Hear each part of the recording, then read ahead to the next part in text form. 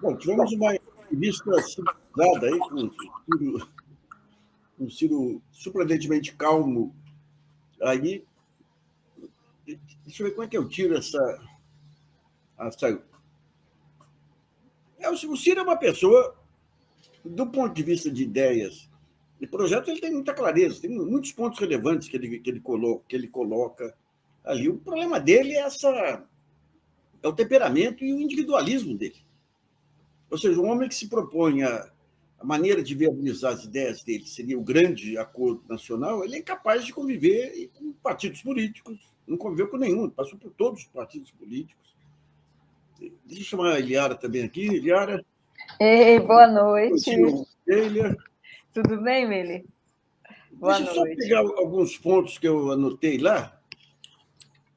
Bom, o PT, a corrupção do PT para ele é um ponto.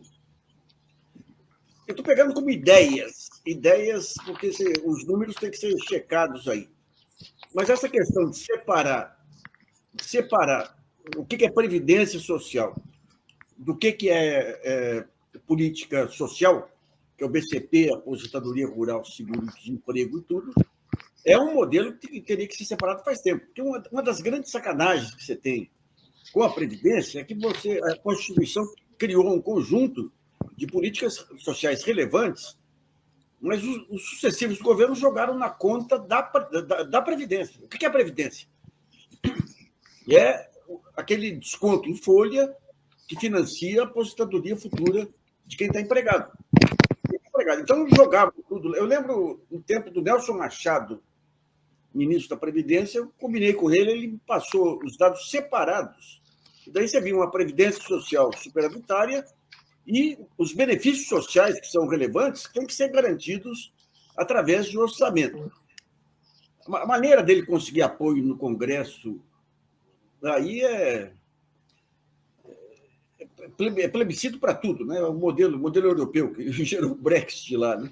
Ele tem uma nova cumplicidade com o povo brasileiro. Ele diz que a chave da inteligência é negociar, nos 6 primeiros meses, um novo pacto com governadores e prefeitos. Tem algumas ideias aqui, eu vou pegar ideias separadas aí para analisar, que é algo que ocorreu, foi uma proposta que ocorreu lá no tempo do Collor, e acabou sendo viabilizado pelo Itamar Franco, através do... Como é que chama aquele ministro? Eliseu Rezende, que foi crucificado depois aí Eliseu Rezende. Pela sanha punitivista da mídia aí. Porque você tinha muito passivo cruzado entre estados e municípios, principalmente o setor elétrico. E ele fez o chamado encontro de contas. O que o Ciro está propondo agora é pegar estados endividados e partir para algo assim, tipo encontro de contas também. E daí tem um outro tema que nós já levantamos aqui em entrevista semana passada, que é a recuperação das obras de infraestrutura, mas viabilizando maneiras das grandes empreiteiras pagarem o que devem aí, porque do jeito que está hoje, você nem que tivesse dinheiro, você não conseguiria montar os projetos, porque as empreiteiras foram inutilizadas por multas grandiosas. Então, você pode definir formas de negociar essas multas, inclusive constituindo fundos aí relevantes para o próprio financiamento da infraestrutura. Um outro ponto que eu chamo a atenção, aliás, quem me chamou a atenção foi esse livro aqui da Consuelo Diegues, aqui, O Ovo da Serpente, que ela pega a razão do Bolsonaro ter conquistado aí os ruralistas, não o agronegócio. O agronegócio ele tem muito em mente aí a necessidade de garantir o meio ambiente e tudo, mas o que ela diz aqui é o que ele repetiu lá. Eu tive na Transamazônica, o último voo de lavradores aí do Nordeste, do Sul, para a Transamazônica, eu acompanhei. Eu estava no comecinho de carreira lá. E havia realmente, para o cara manter a terra, ele tinha que desmatar. Então, você tem que separar a lógica do pequeno produtor da lógica das milícias aí que entram arrebentando as terras e dos invasores de terras aí. Você tem que ter uma política específica para eles também, para não dar simplesmente para draconianamente definir um conjunto de regras aí que esquecendo que tem uma população embaixo também. Um ponto que ele coloca é que você tem leis já aprovadas para reservas indígenas, reservas ecológicas, que não são cumpridas, né? Mas o ponto central que eu vejo, a fraqueza dele, central, é a questão da viabilidade política. Porque ele é uma pessoa eminentemente autocrática. Você não vê o Ciro, a não ser agora esse pessoal da FGV que ajudou ele a montar esse plano dele, o Ciro não é de negociação. O Ciro é o jeito que ele tem a verdade absoluta. Ele não tolera o contraditório. Ele não tolera, ele não sabe. E daí o que ele faz aí, que permite a ele também trazer boas propostas e tudo, é que é o seguinte: ele tira a política do projeto dele. Então, se eu não tenho a política, eu posso pensar o que eu quiser aqui, porque não tem a limitação da política. É simples. Ele vai fazer um imposto sobre grandes fortunas que vai financiar toda a política social brasileira. Duvido que seja viável um negócio desse, né? E o Congresso, basta ele dizer que não vai ter reeleição, que vai ter um projeto nacional que vai envolver o Congresso, que o Centrão adere. Ou seja, a hora que entra a questão das relações pessoais e políticas, é uma complicação, efetivamente. Eliara, você que está chegando agora, o que achou aí da entrevista? E, gente, boa noite de novo. Olha, eu achei que o Ciro se saiu muito bem. Ele estava comedido, né? Aqui, alguns aspectos gerais, né? Depois a gente retoma algumas questões. Ele estava muito comedido e acho que ele estava naquela tentativa de domar o rompante, né? O rompante machista, inclusive, porque o Ciro é muito machista em muitos momentos. Então, ele a todo momento se dirigia a Renata: não vou falar essa palavra, não vou falar isso, aquilo, enfim. Isso em termos, né, de comportamento, ele estava, então, muito comedido. Agora, eu acho que ele foi deixado muito à solta, porque ele trouxe 3 temas, né? Eu resumiria a entrevista dele, a fala dele, enfim, a 3 temas muito caros para o Sistema Globo. Primeiro, ele colocou a questão da polarização. Então, ele ligou Lula a Bolsonaro. São 2 equivalentes que estão, né, em polos opostos, mas que se equivalem. Ele colocou isso e reiterou, né? E aí ele foi deu deixas, aí a Renata pegava essas deixas, enfim. A questão da corrupção, que também ele colocou no colo de Lula, e eu acho que isso pode ser uma questão retomada na entrevista do Lula, né? Eu acho que ele dá uma deixa ali para uma retomada futura. E a proposta econômica, que ele faz uma proposta de um país de Alice, né? Assim, um país em condições normais de temperatura e pressão, ele vai fazer tudo, vai mudar, a proposta de fato é muito bacana, mas ele não toca em questões fundamentais, ele tangencia ali a questão de taxação de fortuna, mas ele nem falou muito bem taxação de fortuna, né? Taxação de quem enfim, quem ganha X e tal, para financiar a questão social, etc. e tal. Mas ele não foi enfático, né, na questão econômica, assim, ele mostrou vários projetos né, e falou a questão do saneamento, né, que aí o Bonner foi até bastante, não se conteve e perguntou: mas o senhor é favorável à iniciativa privada no saneamento básico, né, no que ele concordou, claro, é o papel do Estado, mas com a iniciativa privada. Enfim, eu acho que ele falou, né, ele trouxe temas que são muito caros para essa mídia neoliberal, de fato, né? E ele foi deixado à solta, e então ele projetou aí um país imaginário em condições normais de temperatura e pressão. Em relação ao saneamento, ele traz de volta a questão do subsídio cruzado, que foi abandonado aí nesses projetos todos aí de saneamento, né? Os caras estão pegando o filé mignon sem o compromisso da universalização. E você, Weiler, o que você achou aí do Ciro calmo, o Ciro diplomata? O Ciro, produto de um media training aí bem rigoroso na minha percepção, não consegue convencer muita gente, não, viu, Luiz? Porque eu abordaria em dois âmbitos. Primeiro, a questão formal, e depois a do conteúdo. A formal, ele primeiro usou um vocabulário absolutamente muito rebuscado, vassalagem, enforcement, anglicismo, economês. É chique, é chique. Assim, como diz um velho senador do interior pernambucano, assim, voou em altura que o urubu não voa.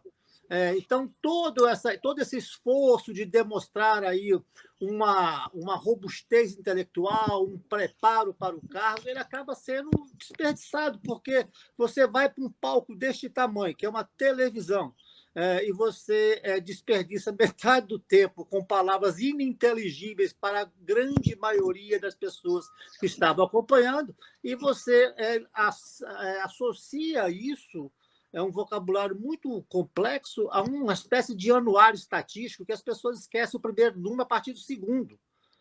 Isso as pessoas não fixam. Assim.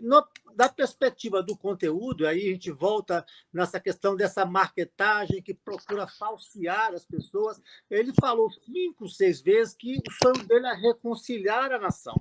Mas veja bem que contradição. Eu contei aqui na CIF, e 15 vezes que ele falou mal do Lula e 2 vezes ele citou a prisão de Luiz Inácio Lula da Silva. Ou seja, isso aí, para quem acompanhou esse processo lavajatista, do judicialismo, do justiçamento, todo mundo que conhece em detalhes o que foi a prisão ilegal de Lula, não jurídica, jamais poderia estar reprisando esse assunto, porque isso é um descompromisso com a verdade. E você, Nassif, atentou para um ponto muito importante, que é esse tiro inicial de você descredenciar os canais institucionais. Isso não funciona. O Collor assumiu descasado com a política, foi para o impeachment. A Dilma, muitos erros ela cometeu, não aquele principal que a levou ao impedimento, mas ela também tinha um desprezo pelos canais institucionais da política. Se você não preserva essas liturgias, e o Ciro, nessa condução da entrevista hoje, ele trocou aquele elixir milagroso de 2018 do SPC, tirar todo mundo do SPC, pelo plebiscito e pela taxação de grandes fortunas. Veja, claro que isso é uma coisa absolutamente fictícia, inverificável e talvez não dê certo, como você mesmo acentuou. Por que você não fala em taxação de dividendos? Você vai para essa palavrinha mágica, que ela é extremamente... Não é que eu seja contrário, até sou favorável, mas quase todos os especialistas em tributação acham que o alcance de um imposto sobre grandes fortunas ele é muito reduzido. Mas você pode falar de taxação de dividendos? O Brasil é um dos poucos países que não taxa dividendos. Eu acho assim, então, assim, observando forma e conteúdo, ele falou mais mal do Lula que do Bolsonaro. Foi. É uma coisa assim, vamos dizer, uma simetria incompreensível, porque nós estamos diante de uma ruína econômica, social, institucional, política, meio ambiente, saúde, mortes à beça, desemprego, tombos na economia sequenciais, desvalorização da moeda, terceira, quarta maior inflação do planeta. Ou seja, como é que você, me amparando aqui na expressão dos juristas, usa a dosimetria de uma maneira tão desproporcional? Quer dizer, no governo Lula, faça ele todos os reparos que ele quiser fazer, e serão muito bem interpretados, mas nós não tínhamos uma conspiração golpista. Havia respeito às liberdades individuais, havia respeito ao Estado democrático de direito. Então, eu acho muito descompensado quem fala em reconciliação nacional, que não convive nem com o irmão, não convive com os partidos, acabou de brigar com o irmão. Quem quer reconstruir um país começa de casa. Então, candidatos lá do... não tem legitimidade na CIF. Assim, veja, ele usou uma expressão bastante conhecida que serve para ele. Se você repetir os mesmos erros, você não pode esperar resultados diferentes. Então, ele usa a mesma estratégia de 2018, tentar capitalizar o antipetismo para si, só que nesse intervalo de 4 anos ele cai de 12 para 6. É um exemplo histórico de deflação eleitoral. Ovelha, aí é um dos primarismos, mostrando o que ele tem de competente para pensar projetos, o primarismo dele para a política. Ele achou, num determinado momento, que ele poderia tirar o Bolsonaro da disputa, ou seja, em vez de disputar o segundo turno com o Lula, ele achava que poderia disputar, aliás, em vez de disputar o segundo turno com o Bolsonaro, ele achava que podia disputar com o Lula. E ele começou a fazer um discurso antipetista, tentando atrair para ele parte do eleitorado bolsonarista. Outra coisa, essa questão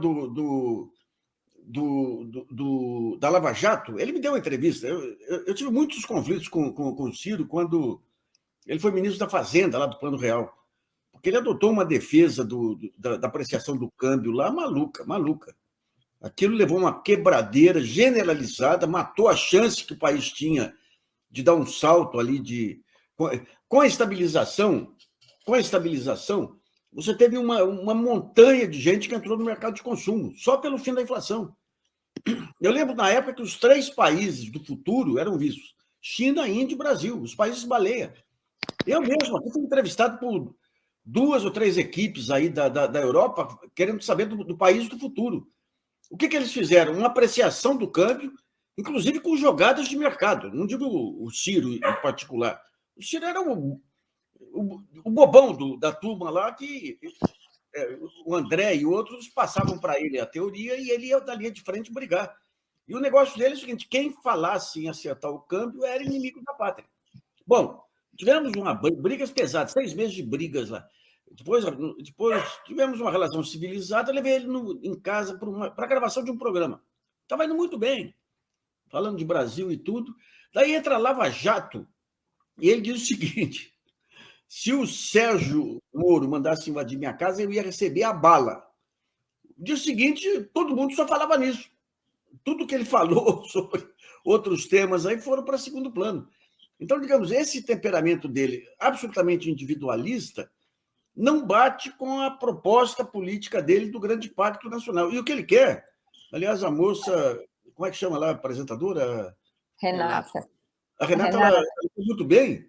Esse negócio do plebiscito, do governo que governa diretamente com o povo, isso aí é você tirar de lado as instituições e estabelecer um bonapartismo. Exato. Foi muito bem caracterizada até por ela mesma, porque, veja, não é que todo mundo recorre a plebiscitos e a referendos com vetores autoritários ou populistas. Mas claro que você, depois de um processo eleitoral que você conhece muito bem no Brasil, que é uma espécie de uma carnificina, as pessoas gastam muito dinheiro, quase se matam para ter um mandato. E, num ponto seguinte, você é substituído nesse mandato por consultas diretas à população. Claro que isso não funciona. Eu conheço, porque dos poucos exemplos que nós tivemos no Brasil, eu me envolvi pessoalmente com um, que foi aquele plebiscito, aquele referendo, aliás, sobre a proibição de venda de armas para cidadãos, que você só permitiria a venda de armas para órgãos de vigilância, polícia, colecionadores e tal. Eu sei que os plebiscitos são todos na CIF, isso por experiências europeias, que ele mencionou, inclusive, eles são todos muito imprevisíveis, porque você começa com uma convicção de que irá vencer e perde. E você começa a perder a lógica de um programa de governo. Você começa a perder a condução. Porque, por mais que esteja na Constituição, que deva sim ser respeitado e invocado em situações específicas, ele não pode ser uma rotina, não é ir no banco sacar dinheiro. Veja, você vai definir qualquer impasse no Congresso, você chama um plebiscito.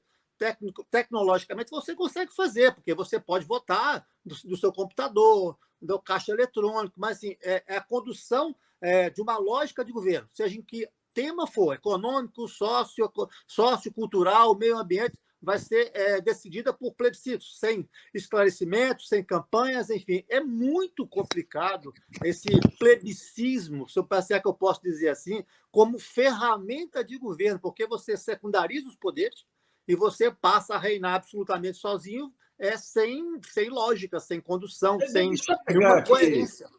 Deixa eu pegar aqui um comentário Caraca, esquerdista, petista, não só apoiando a Globo, mas detonando os mecanismos de democracia direta previstos na Constituição.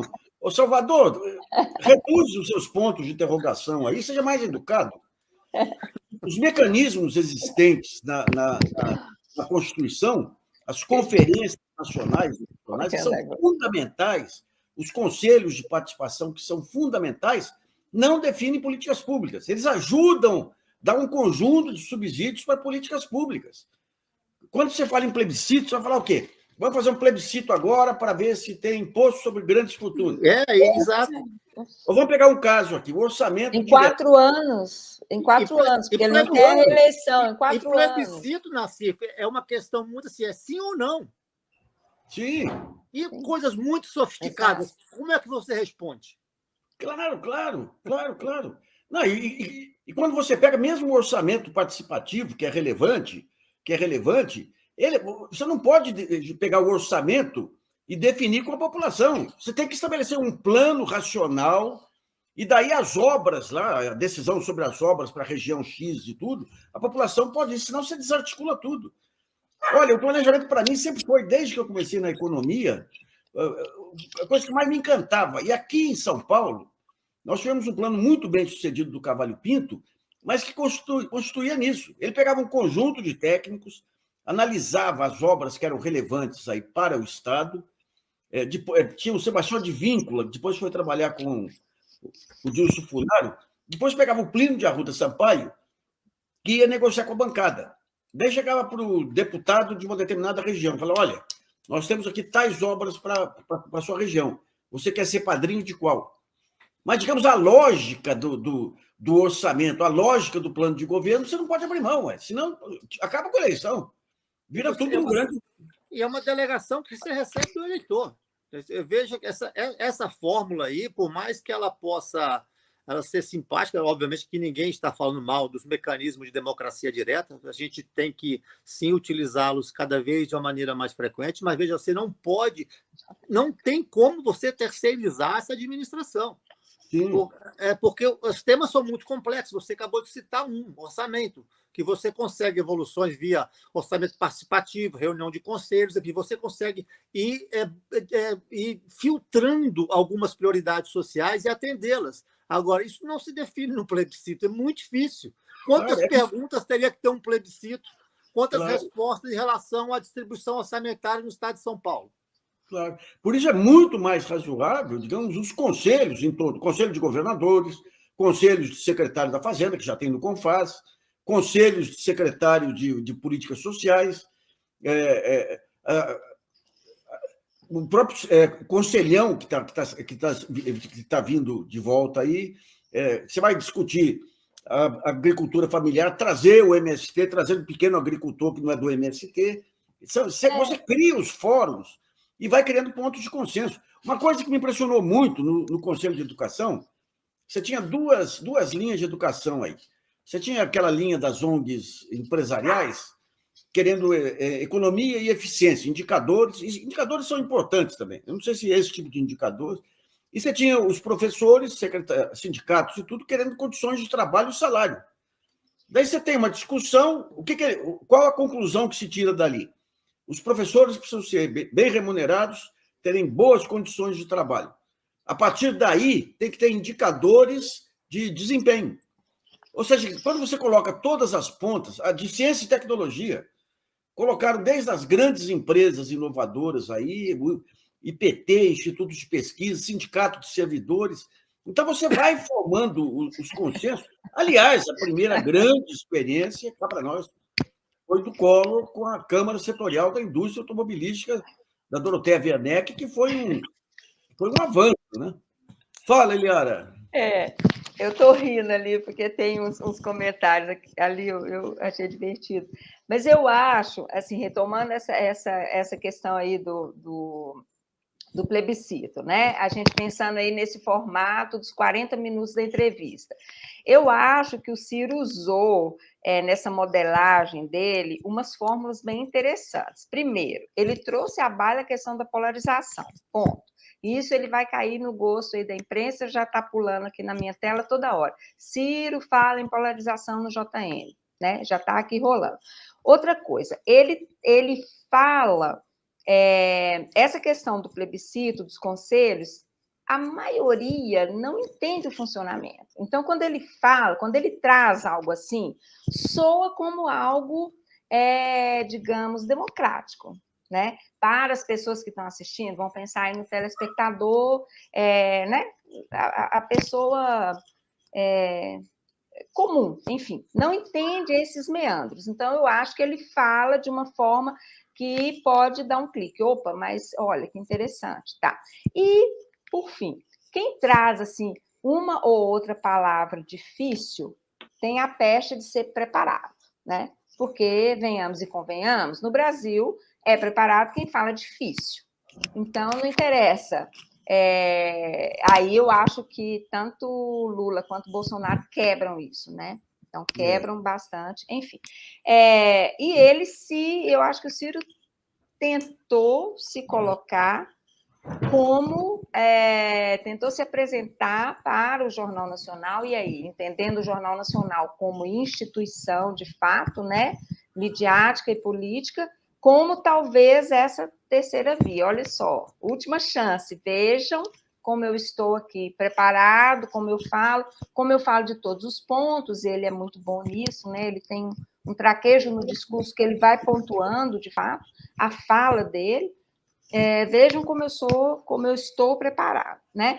Então, e a questão da cadeia, de fato, ele pega no ponto ali, ele vai no ponto, ele não diz Lula foi preso, ele diz Lula na cadeia, Lula estava na cadeia, Lula na cadeia. Então, ele pega, ele de fato coloca, né, a questão o peso da cadeia em cima de Lula, né, para falar da corrupção. Então, deixa eu pegar aqui um comentário do Jean Carlos. Quais as ações, programas e projetos que foram bem-sucedidos nos 2 mandatos de Lula e poderiam ser retomados a partir de 2023? Bom, você tem obviamente, os programas sociais aí. Todos. Você tem a parte de educação, a parte da abertura de institutos federais e universidades federais por todo o país, que, segundo estudiosos, foi mais importante para a descentralização econômica do que o próprio aumento do salário mínimo da Previdência. Você tem uma política industrial extraordinariamente bem-sucedida, que vem da Fiocruz, que é o Programa de Desenvolvimento Produtivo. Ou seja, eu acho que essas indústrias de bem-estar, ou seja, você tem que ter. A China faz um pouco isso também. Você tem que ter foco em indústrias ou em setores que tragam bem-estar para a população, porque sem bem-estar você não estabiliza o país. E esse programa de desenvolvimento produtivo, ele aproveitava o poder de compra do SUS, que vai ter que ser reforçado agora, o SUS, fazia e permitia, quem quisesse vender tinha que fazer transferência de tecnologia para um laboratório público, que depois licenciava para um laboratório privado. Ficou no meio do caminho, porque você tinha que colocar também a parte de serviços, mais um conjunto de setores. Eu acho que essas políticas sistêmicas, por exemplo, em vez de ter uma política de incentivo à indústria automobilística, ter uma política de mobilidade urbana, por exemplo, que são aprendizados que vêm lá das experiências que foram tentadas, algumas bem-sucedidas, outras não tão bem-sucedidas. A diplomacia comercial brasileira, que foi um sucesso extraordinário. E a grande antilição, não permitir a apropriação do Banco Central e da política econômica pelo mercado. Isso foi um grande erro que eu acho que não vai ser repetido agora. O próprio Lula já declarou que vai colocar não vai colocar ninguém de mercado à frente do Banco Central. Então, tem um conjunto. O Fernando Henrique tinha lá atrás, quando ele começa, antes do PSDB se descaracterizar, tinha grupos de estudiosos da USP, da área de inovação e tecnologia fantásticos, mas ele não tinha a gana da transformação. Era um cara acomodado, ele tinha o deslumbramento com o cargo e tudo, mas a gana da transformação ele não tinha. Então você vai ter esse exemplo, e você vai ter um exemplo muito interessante em São Paulo, se o Haddad for eleito, que eu acho que o Lula vai fazer também, que o pessoal pensa no governo só em termos de orçamento, em termos de obras. O governo é muito mais que isso, ele é o articulador de forças. Então, o que o Haddad está falando aqui? Nós vamos juntar aqui Ciesp, vamos juntar a IPT, vamos juntar a FAPESP, e vamos fazer uma reciclagem da indústria paulista nas novas bases. Não adianta você pegar a americana e tentar recuperar em base antiga. Então, essa capacidade de articular todos os setores em torno de projetos específicos é um papel muito mais relevante do que meramente pensar em termos orçamentários. O orçamento, a destinação de verbas vem depois. Os planos surgem a partir dessa capacidade que você tem de juntar todos os setores para determinados fins aí, né?